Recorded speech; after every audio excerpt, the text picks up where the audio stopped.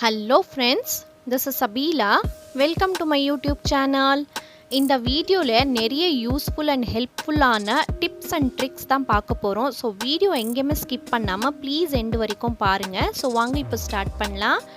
இந்த மாதிரி பிளேட்ஸ் வந்து எல்லார் வீட்லேயும் இருக்கும். பட் வந்து இந்த பிளேட்ஸ்க்கு வந்து பார்த்திங்கன்னா ஒரு பிளேட்க்கு மேலே இன்னொரு பிளேட் வச்சுட்டா ஒரு மாதிரியான கரை மாதிரி இருக்கும். அது ஃபுல்லாக வந்து போகவே போகாது நம்ம என்ன தான் வாஷ் பண்ணாலும். ஸோ அது ஈஸியாக ரிமூவ் பண்ணுறதுக்காக இந்த மாதிரி நெயில் ரிமூவர் வந்து எடுத்துக்கோங்க. ஏதாவது ஒரு காட்டன் இருந்துச்சுன்னா அந்த காட்டனில் வந்து இல்லைனா துணி ஏதாவது இருந்துச்சுன்னா ஜஸ்ட் இந்த மாதிரி டிப் பண்ணிக்கோங்க. நான் வீடியோ வந்து எதுவுமே கட் பண்ணவே இல்லை, ஜஸ்ட் வந்து ஃபார்வர்ட் மட்டும் பண்ணுறேன் பாருங்கள். இப்போ வந்து நல்லா உங்களுக்கு வந்து இந்த மாதிரி ரப் பண்ணிக்கோங்க. வீடியோவில் வந்து அந்த கரை வந்து தெரிய மாட்டேங்குது, பட் வந்து நல்லா வந்து உங்களுக்கு ஒரு எல்லோ மாதிரி ஒரு கரை இருக்குது. ஸோ நான் உங்களுக்கு க்ளீன் பண்ணிட்ட பிறகு நான் உங்களுக்கு காமிக்கிறேன்.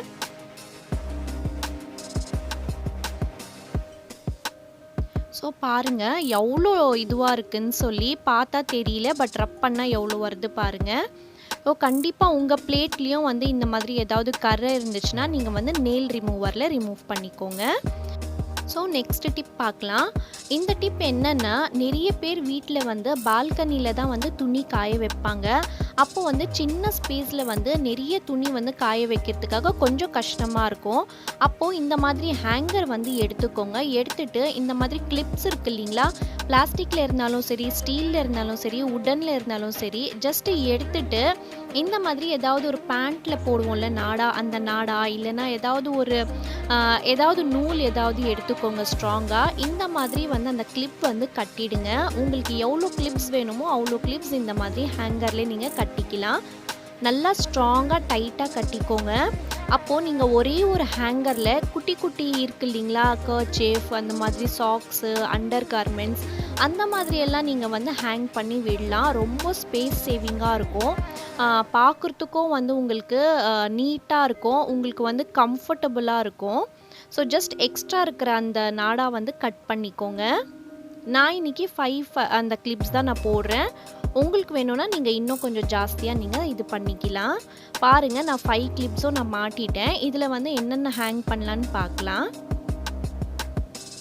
நான் மெயினாக வந்து சாக்ஸு, ஸ்கூலுக்காக சாக்ஸ் போடுவோங்க இல்லைங்களா, அந்த சாக்ஸு, லன்ச் டவல்லு, அந்த மாதிரியெல்லாம் நான் வந்து இதில் ஹேங் பண்ணி விடுறேன். இது ஜஸ்ட்டு ஒரு ஐடியா தான், இன்னும் நிறைய ஐடியா இருக்குது. கம்மியான ஸ்பேஸில் வந்து நிறைய துணி எப்படி ஹேங் பண்ணுறதுன்னு சொல்லி உங்களுக்கு வேணும்னா கமெண்ட்டில் சொல்லுங்கள், நான் இன்னும் நிறைய வீடியோஸ் இதில் போடுறேன். ஸோ இப்போ நெக்ஸ்ட் டிப் என்னன்னு பார்க்கலாம் வாங்க.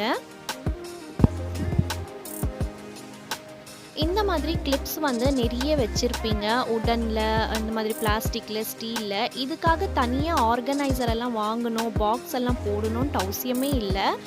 இந்த மாதிரி பார்த்திங்கன்னா கேஸ்கெட் இருக்குது இல்லைங்களா, மிக்சியோட அந்த கேஸ்கெட், இல்லைனா வந்து பார்த்திங்கன்னா அந்த குக்கரோட வேஸ்டான கேஸ்கெட், அது வந்து எடுத்து இந்த மாதிரி கிளிப்ஸ் வந்து மாட்டி விட்டுடுங்க. ரொம்பவே ஸ்பேஸ் வந்து ரொம்ப கம்மியாக பிடிக்கும். உங்களுக்கு வந்து யூஸ் பண்ணுறதுக்கு, ஹேண்டில் பண்ணுறதுக்கும் ரொம்பவே கம்ஃபர்டபுளாக இருக்கும். உங்களுக்கு எவ்வளோ கிளிப்ஸ் இருக்கோ அது ஃபுல்லாகவே நீங்கள் மாட்டி விட்டுடலாம். நான் ஜஸ்ட் வீடியோக்காக நான் சின்னதாக கேஸ்கெட் எடுத்திருக்கேன். நீங்கள் வந்து குக்கர் கேஸ்கெட்டும் நீங்கள் எடுத்து எவ்வளோ கிளிப்ஸ் இருக்கோ அது ஃபுல்லாகவே அதில் மாட்டி விட்டுடலாம். ஜஸ்ட் அந்த எஸ் ஹூக் இருக்கும் இல்லைங்களா, அந்த எஸ் ஹூக்கில் வந்து மாட்டி விட்டுடுங்க. பார்த்தீங்களா இந்த மாதிரி. ஸோ யூஸ் பண்ணிட்ட பிறகு மறுபடியும் இதுலேயே வந்து நீங்கள் போட்டு விட்டுடுங்க. ரொம்பவே கம்ஃபர்டபுளாக இருக்கும் அண்ட் மணி சேவிங் கூட. இது வேஸ்ட்டாக தூக்கி போடுற பொருளில் நல்லா அழகாக இப்படி செய்யலாம். இப்போ நெக்ஸ்ட் டிப் பார்க்கலாம். நிறைய இப்போ பர்த்டேஸ் ஃபங்க்ஷன்ஸில் வந்து இந்த மாதிரி பலூன்ஸ் இருக்கும், நிறைய வேஸ்ட்டாக இருக்கும். வேஸ்ட்டாக போகிற பலூன்ஸ் வந்து நம்ம யூஸ்ஃபுல்லாக எப்படி மாற்றலான்னு பார்க்கலாம். இந்த மாதிரி குட்டி குட்டியாக கட் பண்ணிக்கோங்க.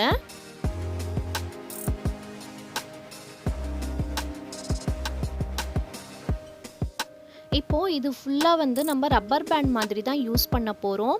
கிச்சனில் வந்து மசாலாஸ் நம்ம வைப்போம் இல்லைங்களா, அதுக்கு காஸ்ட்லியான அந்த கிளிப்ஸ் வந்து வாங்காமல் இந்த மாதிரி வீட்லேயே வேஸ்ட்டாக போகிற பொருள் வந்து வச்சு நீங்கள் வந்து யூஸ் பண்ணிக்கலாம்.